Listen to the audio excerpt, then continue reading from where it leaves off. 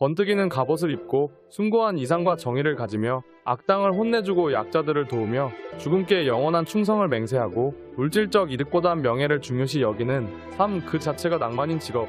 우리가 기사라고 하면 흔히 떠올리는 모습들입니다. 기사에 대한 긍정적인 이미지는 우리 생활 속에도 알게 모르게 녹아있는데요. 대표적으로 술자리에서 대신 벌칙을 받아주는 사람을 흑기사라 칭하곤 합니다. 그런데 과연 중세시대에 살던 기사들은 정말 이렇게 멋지고 낭만적인 사람들이었을까요?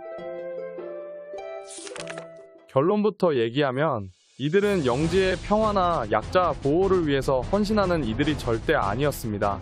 농사 따위는 농노들이나 하는 천한 일이라며 무시했고, 전쟁이 없을 땐 지나가는 행인들에게 수금을 하거나 마을을 약탈하고 부녀자들을 납치하는 등 숭고한 이상과 낭만을 가진 이와는 거리가 멀었습니다. 오죽하면 이들을 가리키는 덤불기사나 도적기사라는 용어가 따로 있을 정도였죠. 그들 대다수는 오직 자신만의 이익을 위해 행동했으며 현실적이고 돈벌이에 민감했습니다. 모시는 주군을 뒤치게 한 기사도 부지기수였기에 국왕이나 영주들 역시 그들을 신뢰하지 못했죠. 중세 초기의 기사들은 특정 계급이라기보단 말을 탄 군인의 개념에 더 가까웠습니다.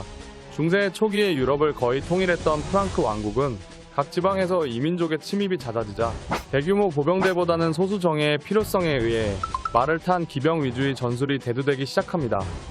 이후 중세 농업혁명과 등자와 랜스의 등장이 중기병대의 효율을 극대화시켜주면서 기사들의 초기 형태가 완성되기 시작했죠. 12세기 정도까지는 기사가 되는데 딱히 고귀한 태생일 필요가 없었고, 반드시 귀족이나 왕이 기사자귀를 하사해야만 되는 것은 아니었습니다. 스스로 무술을 익히고 열심히 뜨개질을 해서 자작 체인메이를 만들어 야생마 한 마리 길들이면 그는 기사일 수 있었습니다. 물론 홀로 서기는 힘드니까 대부분 마스터를 모시면서 무술을 배우고 충분히 장비를 맞추고 기사가 되는 기사가 기사를 키우는 전통을 따랐습니다. 이들은 전쟁터에서 싸워주는 대가로 귀족들에게 영지를 받았고, 농민과 귀족의 중간계층으로서 자리잡게 됩니다. 하지만 배운 거라곤 싸움 기술밖에 없었으니 전쟁이 없을 땐 마을 사람들을 괴롭히거나 약탈을 일삼았죠.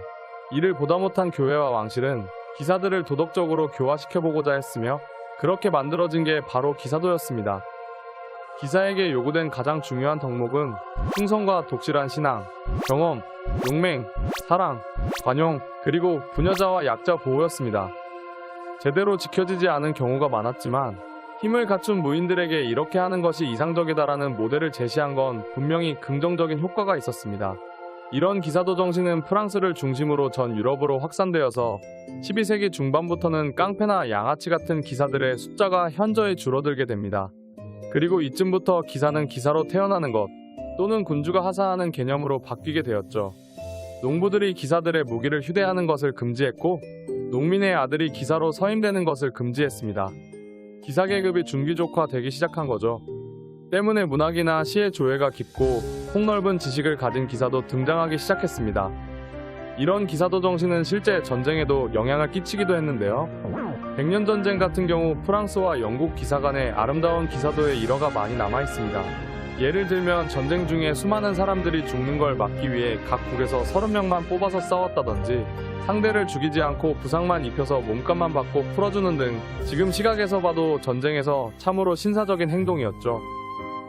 이런 기사들의 모습은 후대의 문학과 문화에 많은 영향을 주었고, 중세 초기의 부정적인 이미지는 많이 사라지고 현재의 모습에 이르게 됩니다. 이렇게 이번 시간에는 중세시대의 기사에 대해 알아봤는데요.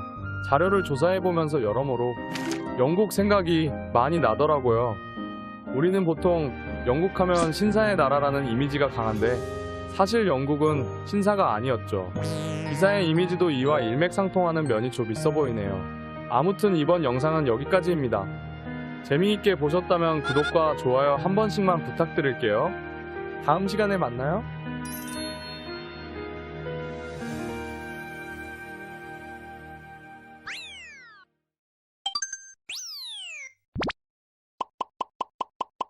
拜拜。